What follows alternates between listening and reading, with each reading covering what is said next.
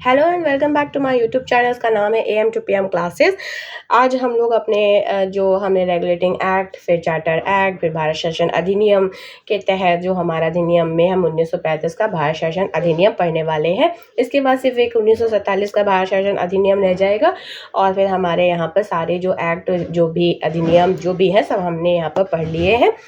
और अगर आपने इससे पहले के वीडियो नहीं देखे हैं तो आप ये वीडियो के ही आई बटन जो आपको दिख रहा होगा वहाँ पर क्लिक करके और डायरेक्ट वीडियो पर पुराने प्रीवियस वीडियो पर जाकर आप उन्हें देखकर एक बार पढ़ सकते हैं। वहाँ से इंपॉर्टेंट नोट्स बना सकते हैं। वो सारे इंपॉर्टेंट पॉइंट्स मैंने लिए हैं वहाँ पे जो आपके एग्ज़ाम में अक्सर पूछे जाते हैं। इसके बाद फिर हम लोग इसका जब पढ़ लेंगे तो हम इससे इंपॉर्टेंट क्वेश्चन आंसर भी करेंगे। लेकिन फिलहाल अभी हम लोग यहाँ पर जो हमारा 1935 भारत शासन अधिनियम है वो पढ़ लेते हैं। इसके कुछ इंपॉर्टेंट जो पॉइंट्स हैं उनको देख लेते हैं। तो इसका जो पहला पॉइंट है वो है कि भारत का जो वर्तमान संविधान है उसका ये प्रमुख स्रोत है। अभी जब मैं आगे आपको इसके इंपॉर्टेंट पॉइंट बताऊंगी तो आप समझ जाएंगे कि क्यों वर्तमान संविधान का ये प्रमुख स्रोत क्यों है। तो जब 1935 का ये अधिनियम था, जब ये बना था, तो उस समय यहाँ पर 321 अनुच्छेद और 10 अनुसूचियां थीं। ये याद रखिएगा कि उस समय कितने थे, तो 321 अनुच्छेद थे और 10 अनुसूचियां थी।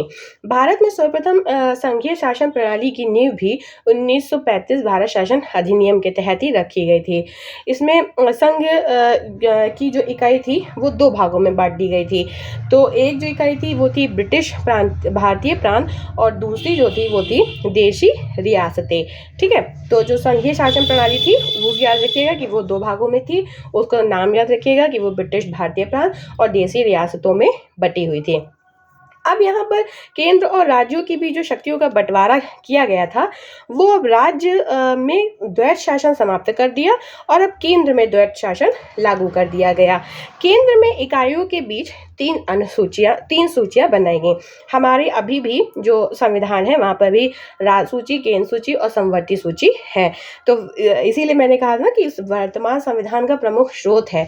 तो आप इसमें देख सकते हैं ना कि जैसे राज सूची, केंद्र सूची, समवर्ती सूची थी, तो ये अभी भी यहाँ पर है। ठीक है, तो इसलिए है। दूसरा, दलित, महिलाएं, मजदूर वर्ग के लिए अलग से निर्वाचन की व्यवस्था भी की गई थी। किस एक्ट के तहत? तो 1935 भारत शासन अधिनियम के तहत। भारत शासन अधिनियम 1858 द्वारा स्थापित भारत सचिव की जो परिषद था उसको खत्म कर दिया। बहुत इंपॉर्टेंट पॉइंट है, अक्सर यही लाइन देकर पूछा जाता है कि किस एक्ट के तहत खत्म किया गया था।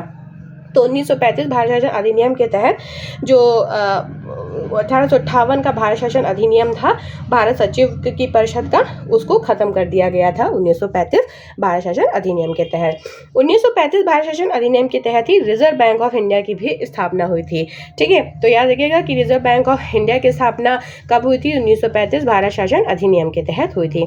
1935 के प्रावधान के अनुरूप ही 1937 में बर्मा को भारत से अलग कर दिया गया और 1937 में संघीय न्यायालय की स्थापना हुई। संघीय न्यायालय की स्थापना हुई थी। कब हुई थी? तो संघीय न्यायालय की स्थापना जरूर याद रखिएगा 1935 के भारत शासन अधिनियम के तहत हुई थी।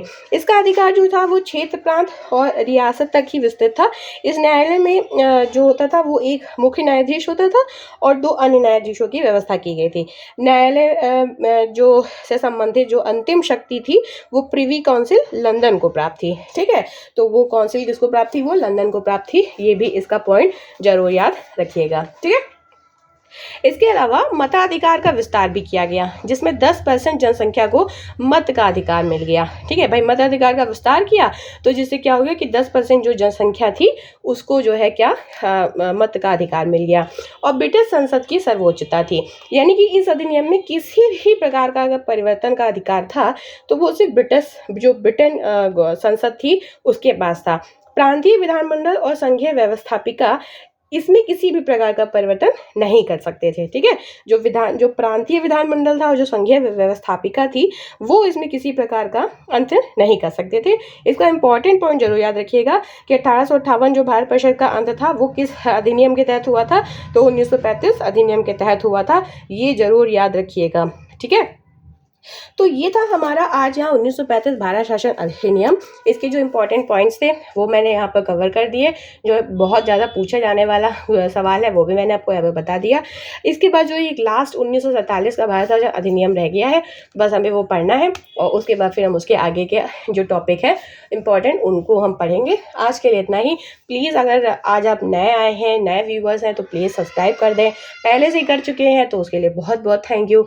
नहीं किया है तो प्लीज़ कर दें और वीडियो को एक लाइक प्लीज़ कर दें। बहुत मेहनत से वीडियो मैं बनाती हूँ और अगर आपको पसंद आता है, आप इनसे नोट्स बनाते हैं, आपके लिए यूज़फुल है, तो उसका थोड़ा सा क्रेडिट एक लाइक से तो आप दे ही सकते हैं। तो चलिए फिर आज के लिए इतना ही। Thank you very much.